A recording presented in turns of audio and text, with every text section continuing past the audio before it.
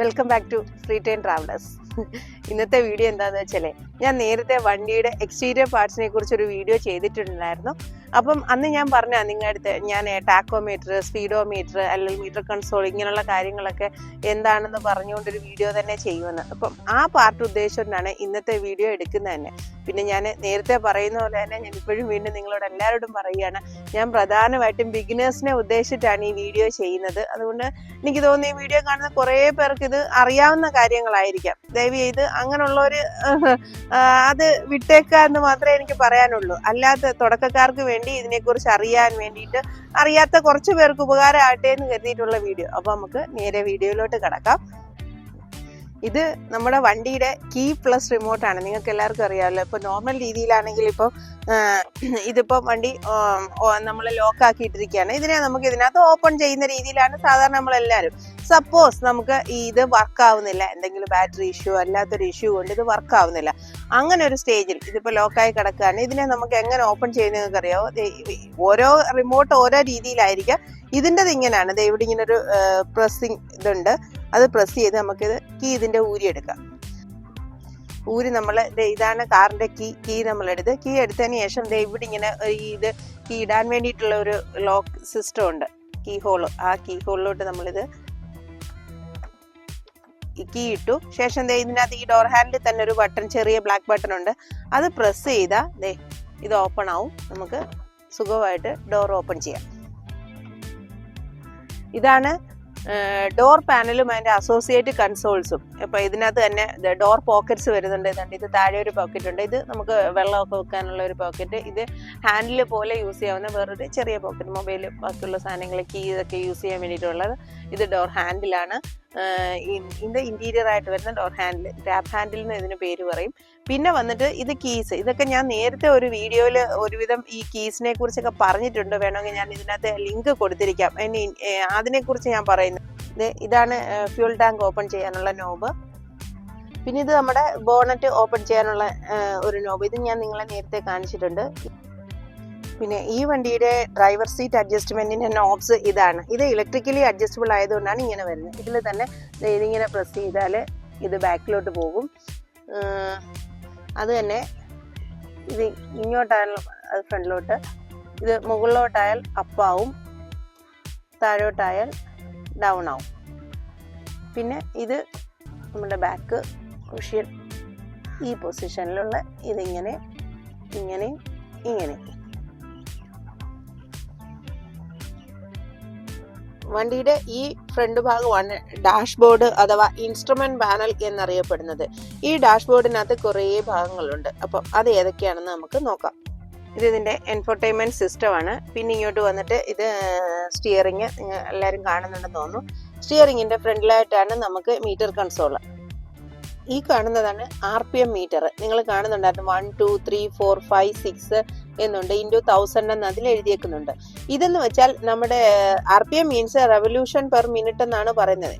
എന്ന് വെച്ചാൽ എഞ്ചിന്റെ റൊട്ടേഷൻ, ക്രാങ്ക് ഷാഫ്റ്റിന്റെ റൊട്ടേഷനാണ് ഇത് RPM കൊണ്ട് ഉദ്ദേശിക്കുന്നത്. അപ്പം ഇത് എന്തിനാണെന്ന് ചോദിച്ചത്, നിങ്ങളെല്ലാ വണ്ടിയിലും ഈ മീറ്റർ കൺസോളിൽ ഇത് കാണും. RPM മീറ്റർ ഉണ്ട്, സ്പീഡോ മീറ്റർ ഉണ്ട്, താഴെ നമ്മുടെ ടെമ്പറേച്ചർ ഗേജ് ഉണ്ട്, പിന്നെ ഫ്യൂവലിന്റെ ഒരു ചെറിയ ഗേജും ഉണ്ട്. അപ്പം നിങ്ങൾ ഇതെല്ലാം കാണുന്നുണ്ടല്ലോ അല്ലേ? അപ്പം ഇത് സ്പീഡോമീറ്റർ അറിയാമല്ലോ, നമ്മുടെ വണ്ടി എത്ര സ്പീഡിലാണ് പോകുന്നതെന്നുള്ളത് കാണിക്കാനാണ്. ഇതിപ്പോൾ ഓണാക്കിയിട്ടിരിക്കുകയാണ്, എങ്കിലും വണ്ടി മൂവ് ചെയ്യാത്തതുകൊണ്ട് സ്പീഡോമീറ്റർ 0-ലാണ് കിടക്കുന്നത്. നിങ്ങൾക്ക് കാണാമെന്ന് തോന്നുന്നു. അതിൻ്റെ താഴെ വന്നിട്ട് ഫ്യൂവലിൻ്റെ ആണ്, ഫുള്ളും MD എന്നുള്ള രീതിയിൽ കാണിച്ചിട്ടുണ്ട് ഫ്യൂവൽ ഗേജ്. ഇനി ഇത് എങ്ങനെ യൂസ് ചെയ്യാം, RPM കറക്റ്റായിട്ട് എങ്ങനെ യൂസ് ചെയ്യാം എന്നൊന്ന് പറയാം. എന്ന് വെച്ചാൽ നമ്മളിപ്പോൾ ഒരു 50 കിലോമീറ്റർ സ്പീഡിൽ പോവുകയാണ്. നമുക്ക് ഈ 50 കിലോമീറ്റർ സ്പീഡിൽ സെക്കൻഡ് ഗിയറിലും പോകാം, തേർഡ് ഗിയറിലും പോകാം, ഫോർത്ത് ഗിയറിലും പോകാം, ഫിഫ്ത്ത് ഗിയറിലും പോകാം. അത് നമുക്കറിയാം, ഏത് ഗിയറിൽ വേണമെങ്കിലും ഇട്ട് നമുക്ക് പോകാം. പിന്നെ വണ്ടിയുടെ എഞ്ചിന്റെ കപ്പാസിറ്റിയെ അത് ബാധിക്കും എന്നുള്ളതാണ്. നമ്മൾ ഈ 50 കിലോമീറ്ററിൽ പോകുന്ന സമയത്ത് നമ്മൾ ഒരു സെക്കൻഡ് ഗിയറിൽ അല്ലെ തേർഡ് ഗിയറിൽ ഇട്ടാണ് പോവുകയാണെങ്കിൽ നമ്മൾ ഈ RPM മീറ്റർ നോക്കുകയാണെങ്കിൽ നമുക്ക് മനസ്സിലാവും ഈ RPM എന്നുള്ളത് ഈ 3-ലൊക്കെ വന്ന് നിൽക്കും. എന്ന് വെച്ചാൽ എഞ്ചിൻ അത്രത്തോളം പവർ റൊട്ടേറ്റ് ചെയ്യുന്നുണ്ട്, അല്ലെങ്കിൽ അത്രയും വർക്ക് ചെയ്യുന്നുണ്ട് എന്നാണ് അർത്ഥം. അതിൻ്റെ ആവശ്യമില്ല, നമുക്ക് ആ സ്പീഡിൽ നമുക്ക് 4th-ലോ 5th-ലോ മതി. നിങ്ങൾ അപ്പോൾ തന്നെ ഗിയർ ഒന്ന് ഷിഫ്റ്റ് ചെയ്ത് 4th-ലോ 5th-ലോ ഇട്ട് പോവുകയാണെന്നുണ്ടെങ്കിൽ നേരെ RPM 2 ബിലോയിൽ വരുന്നതാണ്. എപ്പോഴും ഒരു 2 ബിലോയിൽ RPM ഇട്ട് ഓടിക്കുന്നതാണ് നമ്മുടെ എഫിഷ്യൻസിക്ക്, എഞ്ചിൻ എഫിഷ്യൻസിക്കും ഫ്യൂൽ എഫിഷ്യൻസിക്കും എപ്പോഴും നല്ലത്. കാരണം ഈ ഓരോ പ്രാവശ്യം എഞ്ചിൻ കൂടുതൽ റൊട്ടേറ്റ് ചെയ്യുമ്പോൾ കൂടുതൽ ഫ്യൂൽ എടുക്കുന്നുണ്ട് എന്നാണ് എൻ്റെ അർത്ഥം. അപ്പൊ നമ്മുടെ ഫ്യൂൽ എക്കണോമി നോക്കുന്നത്, ചിലപ്പോൾ പറയത്തില്ലേ, ചിലർ ഓടിക്കുമ്പോൾ നല്ലോണം ഫ്യൂൽ എക്കണോമി നല്ലതാണ്, ചിലർക്ക് ഒട്ടും മൈലേജ് കിട്ടില്ല എന്ന് പറയുന്നത് ഇതുകൊണ്ടാണ്. അപ്പം ഇത് നോക്കി, ഈ RPM നോക്കി കറക്റ്റായിട്ട് നമ്മൾ വണ്ടി ഓടിച്ചു കഴിഞ്ഞാൽ നമുക്ക് നല്ലോണം മൈലേജ് കിട്ടും. അപ്പം ഞാൻ പറഞ്ഞത് നിങ്ങൾക്ക് മനസ്സിലായി കാണുമെന്ന് വിചാരിക്കുന്നു. അപ്പൊ 80 കിലോമീറ്റർ സ്പീഡ്, ഒരേ സ്പീഡിൽ പോകുന്ന സമയത്ത് പല ഗിയറിലും നമുക്ക് പോകാം. അപ്പം ഒരു 50 കിലോമീറ്റർ സ്പീഡിൽ ഒരു 5th ഗിയറിൽ അല്ലെ 4th ഗിയറിലാണെങ്കിൽ നമുക്ക് എഞ്ചിൻ റൊട്ടേഷൻ അത്രയും കുറച്ച് സമയം മതി, നമുക്ക് സ്വാഭാവികമായിട്ട് ഫ്യൂലും അത്രയും കുറച്ച് മതി. അതേസമയം ആ സമയത്ത് നമ്മൾ 2nd അല്ലെ 3rd ആണെങ്കിൽ നമുക്ക് കൂടുതൽ RPM വേണ്ടി വരും, കൂടുതൽ ഫ്യൂലും വേണ്ടി വരും. ഇതാണ് RPM മീറ്ററിന്റെ ഫംഗ്ഷൻ. ഇനി ഈ RPM മീറ്ററിന്റെ തൊട്ട് താഴെയായിട്ട് നിങ്ങൾ കാണുന്നതാണ് നമ്മുടെ ടെമ്പറേച്ചർ ഗേജ്.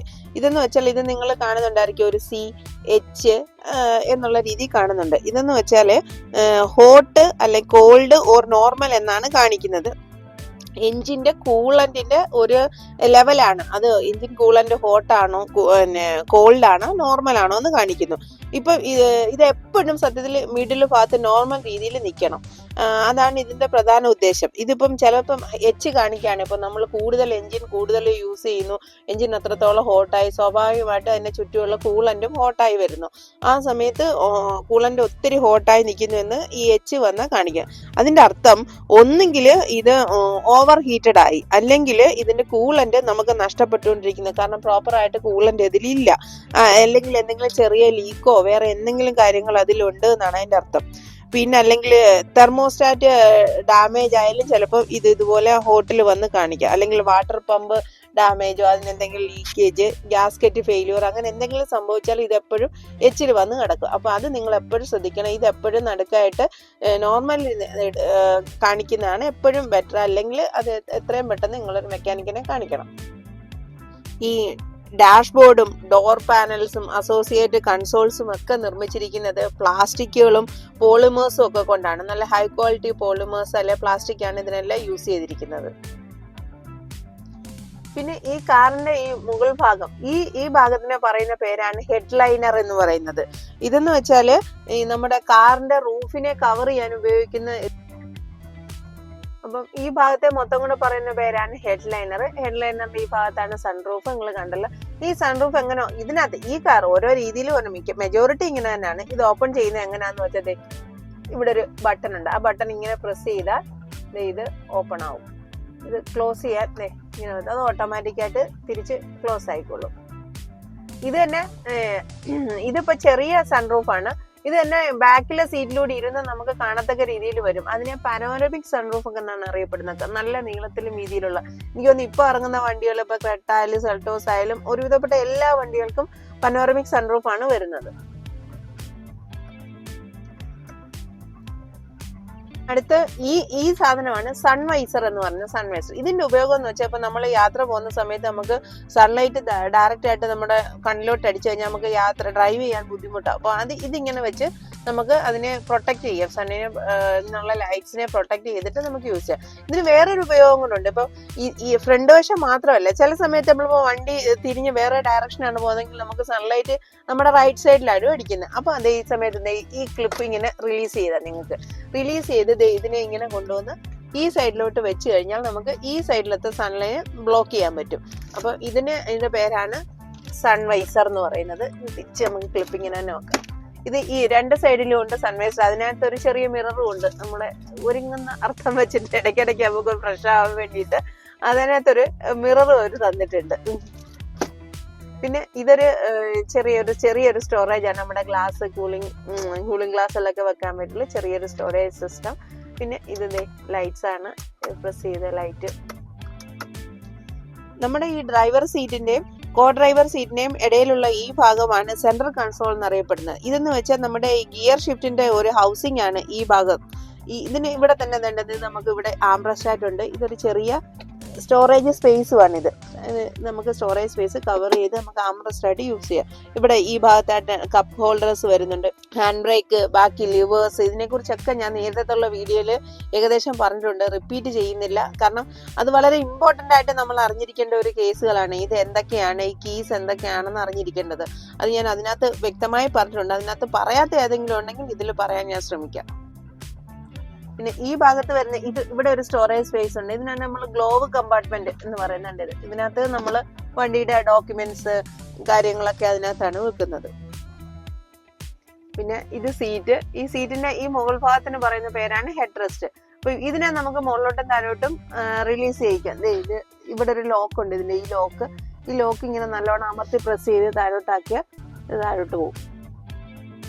പിന്നെ ഇത് സ്റ്റിയറിങ്, അത് നിങ്ങൾക്കറിയാമല്ലോ. ഈ സ്റ്റിയറിങ്ങിന് നമുക്ക് നമ്മുടെ കൺവീനിയൻസിനനുസരിച്ച് നമുക്ക് പൊക്കുകയോ താക്കുകയോ ഹൈറ്റ് എല്ലാം അഡ്ജസ്റ്റ് ചെയ്യാം. ഇതിൻ്റെ താഴെയായിട്ട് ഒരു ചെറിയ ലിവർ ഉണ്ട്, അത് ഇങ്ങനെ പ്രസ് ചെയ്ത് റിലീസ് ചെയ്യാം. എന്നിട്ട് ഇതിനെ കണ്ടോ, ഇത് മുകളോട്ടാക്കാം, താഴോട്ടാക്കാം, ഫ്രണ്ടിലോട്ടാക്കാം, ബാക്കിലോട്ടാക്കാം. അങ്ങനെ പല രീതിയിൽ നമുക്ക് ചെയ്യാം. മിക്ക എല്ലാ വണ്ടികൾക്കും ഇപ്പോഴത്തേന് അങ്ങനെ വരുന്നുണ്ട്. ഇതാണ് അതിൻ്റെ ലിവർ വരുന്നത്. അത് പ്രസ് ചെയ്തിട്ട് തിരിച്ച് നമ്മൾ നമ്മുടെ ഇഷ്ടത്തിനനുസരിച്ച് വെച്ചിട്ട് തിരിച്ച് അതുപോലെ തന്നെ പ്രസ് ചെയ്ത് മുകളോട്ടാക്കുക.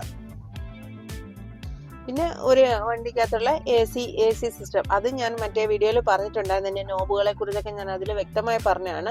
അപ്പം അതിനകത്ത് പറയാത്തൊരു കേസ് ചെയ്തില്ലായിരുന്നു. ഇപ്പം ഇതെല്ലാം AC വെന്റിലേഷൻസ് ആണ്. ഓരോരോ വെന്റിലേഷൻസ് ഉണ്ട്. അതെ, ഇതിന് എല്ലാ വണ്ടിയിലും ഇതുപോലെ ഓരോ രീതിക്കാണ്. ഇതിനെ നമ്മൾ ഇങ്ങനെ അങ്ങോട്ടോ ഇങ്ങോട്ടോ ഒക്കെ പ്രസ് ചെയ്ത് ഇത് നേരെയാക്കാം, സൈഡിലോട്ടാക്കാം. ഇത് കറക്റ്റ് ഇങ്ങോട്ടാക്കി ഇത് ലോക്ക് ചെയ്ത് വെച്ചിരുന്നാൽ അത് ക്ലോസ് ആയി. ആ ഒരു വിൻഡോ മാത്രം നമുക്ക് ക്ലോസ് ചെയ്യാൻ ഇത് വെക്കാനുള്ള ഒരു ഓപ്ഷനും അതിനകത്തുണ്ട്. പിന്നെ ഇത് വിൻഡ്ഷീൽഡിലാണെന്ന് ഞാൻ നിങ്ങളോട് നേരത്തെ പറഞ്ഞിട്ടുണ്ടായിരുന്നു. ഈ വിൻഡ്ഷീൽഡ് ക്ലീൻ ചെയ്യാൻ ഒരു വാഷർ സിസ്റ്റം ഉണ്ട്. അതിൽ വെള്ളം നിറയ്ക്കുന്നതൊക്കെ ഞാനൊന്ന് ബോണറ്റ് ഓപ്പൺ ചെയ്തിട്ട് ഞാൻ നിങ്ങളെ കാണിച്ചു തന്നതാണ്. അപ്പം അത് എങ്ങനെയാണെന്ന് ഞാൻ കാണിച്ചു തരാം. ഇതാണ് ആ നോബ്. ഈ നോബിൽ പ്രസ് ചെയ്ത് ഇതിലിങ്ങനെ പിടിച്ചിട്ട് നമ്മൾ ഇങ്ങനെ ടോപ്പിലോട്ടൊന്ന് അടിച്ചു കഴിഞ്ഞാൽ ഇത് കണ്ടോ, ഇത് വാഷിംഗ് ആയി.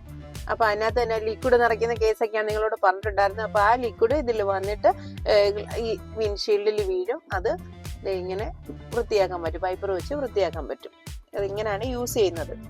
പിന്നെ ഈ കാറിലാണെങ്കിൽ നാല് സ്വിച്ചസ് നിങ്ങൾക്ക് ഇവിടെ കാണാം. ഇതിൽ ഇങ്ങറ്റത്തെന്ന് വെച്ചാൽ നമ്മുടെ ഹെഡ്ലൈറ്റ് ഇപ്പൊ നമ്മൾ ഇട്ട് കഴിഞ്ഞാൽ അതിന്റെ ഡയറക്ഷൻ മുകളിലോട്ടോ താഴോട്ടോ എന്ന് പറയും. അപ്പം ഇതിങ്ങനെ കൂടുകയും കുറയ്ക്കുകയും ചെയ്യാം, നമുക്ക് കൂട്ടുകയും കുറയ്ക്കുകയും ചെയ്യാം. ഇതിൻ്റെ അർത്ഥം കുറച്ച് ഹെഡ്ലൈറ്റിന്റെ ഡയറക്ഷൻ കൂട്ടി കുറച്ച് സ്ട്രെയിറ്റ് ലൈനിൽ കുറച്ച് താഴോട്ട് താഴ്ത്തി മുകളോട്ട് എന്നുള്ള രീതിയിൽ അഡ്ജസ്റ്റ് ചെയ്യാനാണ് അത് നമ്മൾ യൂസ് ചെയ്യുന്നത്. അതിന്റെ തൊട്ടിപ്പുറത്ത് കാണുന്നത് ഈ ബട്ടൺ ഉണ്ട്. ഇതെന്ന് വെച്ചാൽ ഇലൂമിനേഷന് വേണ്ടിയിട്ടാണ്. അതിന്റെ പവർ, ലൈറ്റിന്റെ പവർ കൂട്ടുകയും കുറയ്ക്കുകയും ചെയ്യാൻ വേണ്ടിയിട്ടാണ് അത് യൂസ് ചെയ്യുന്നത്.